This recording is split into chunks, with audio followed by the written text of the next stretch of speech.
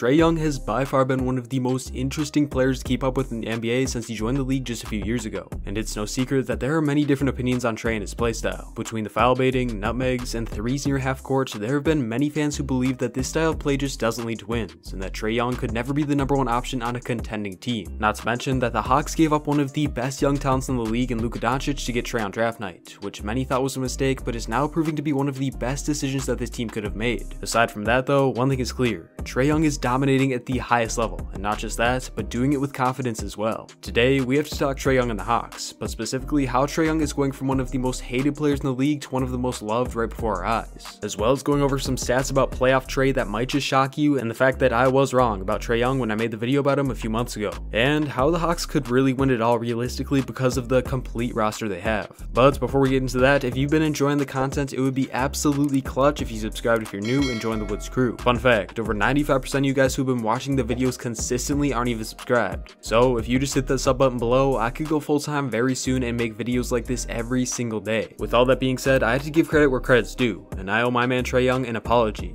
Well, sort of. Back in March, I made a video on why Trae Young is one of the most hated players in the league, talking about his foul baiting and the fact that people hated this playstyle yet traded it anyways because, well, it worked. I also talked about the fact that I did not think Trae Young could be the guy on a championship team, and the Hawks, well, they didn't exactly have the best roster around him to win at the highest level this year. And boy, was I wrong. Since making that video, the Hawks have become one of the best offensive teams in the league, led by none other than Trae Young and the elite shooters around him. And now, this team is in the Eastern Conference Finals, up a game against the Bucks, who just beat one of the best teams in the league in the Brooklyn Nets. Now I know that this series that the Hawks are in could go either way, and this video could age poorly, but at this point in time, win or lose, Trae Young has shown me all that I need to see. That he has the ability to put a team on his back and be the guy when it matters most. Before the playoffs started, I honestly thought that this Hawks team would lose in the first round to the Knicks. I mean, Julius Randle just won the most improved player of the year, and this Knicks team seemed like they really had the defensive tools to combat Trae and the Hawks. But instead of what I thought, this series is where the tides began to turn for Trae and how he's been able to become one of the most liked players in the league as opposed to one of the most hated. What I mean by that is since this series and the playoffs in general, Trae Young has been a different player. And if you have been watching every game like I have, you know exactly what I mean. In past years during the regular season, Trae Young often relied on his foul baiting that everyone hated so much to get points for the team.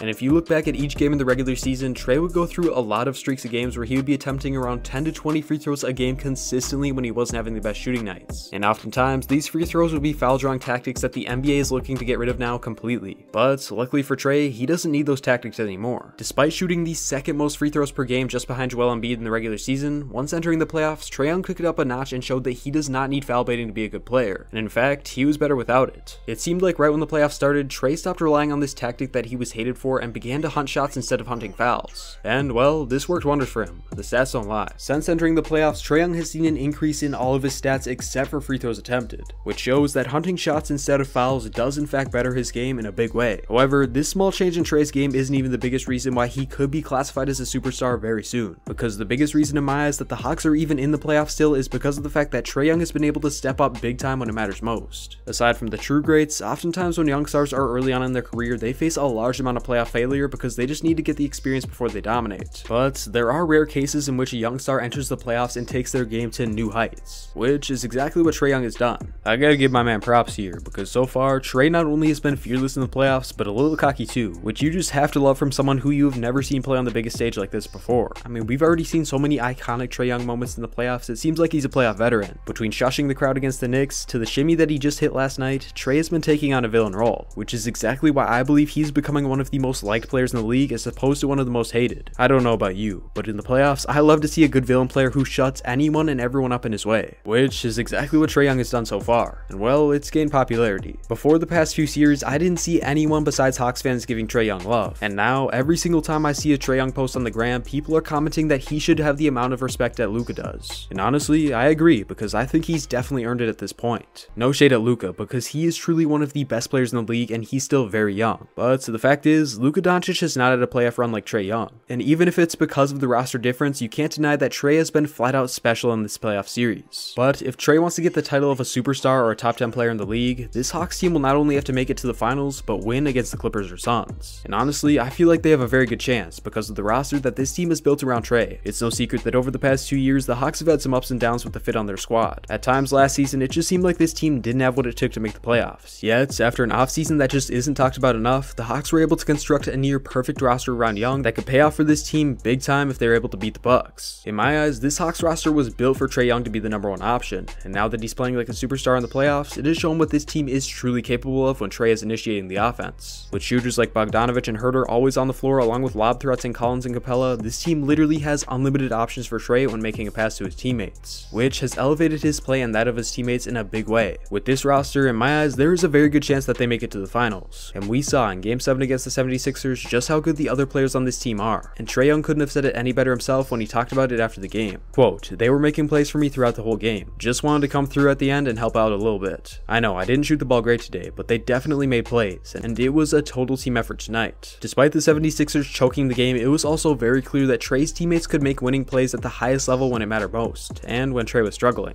And in my eyes, the stakes aren't any higher than Game 7 against the Sixers, which makes this Hawks team very scary and honestly a dark horse team to win it all out of everyone left in the playoffs. Let's talk about this series though, because even though winning this series is very important for Trae Young and his legacy, it may be even more important for Giannis, because if the Bucks lose this series, he could very well get upset and leave, despite just signing a massive extension. Even though I wanted the Nets to beat the Bucks, I can't deny that this will be one of the best matchups in the playoffs. For the Hawks, you have one of the best offensive teams in the league with guys like Collins and Capella that can match up against Giannis. And the Bucks, well, they're one of the best defensive teams in the league with guys like Drew Holiday and PJ Tucker who showed that they can be elite defenders on some of the best players in the game in the Nets series. But what Trae Young did in Game 1 should concern the Bucks fans to say the least. If you guys watched the game, you would know that there's nothing this team could do to stop Trae Young. And even though many Bucks fans believe that this was a game to see how the Hawks play and make adjustments after, I just can't help but feel the Bucks are taking this series too lightly. When going up against the Nets, this team seemed like they had a winner go home mentality every single game because they were going up against one of the best scorers of all time in Kevin Durant. And if I'm being honest, that mentality just wasn't there against the Hawks, and Trae made them pay. Now I know, the Hawks only won by 3 and Trae had one of the best games of his life, but the fact is, we could very well see him play like this for the whole series, because the Bucks, well, they just might not have an answer for him. It's no secret that Mike Budenholzer, who is the coach of the Bucks, is known for not making critical adjustments. In the past, he has failed to make moves that work on the court, and even in the last series, he refused to double KD, which was an inch away from costing them the whole series and possibly Giannis. If this Bucks team wants a chance against the Hawks, they need to slow down Trae Young, and at this point that might not even be enough, because this whole Hawks team is confident and ready to win no matter who they match up against. What I mean by that is that Trae Young really doesn't have many weaknesses on the offensive side of the floor.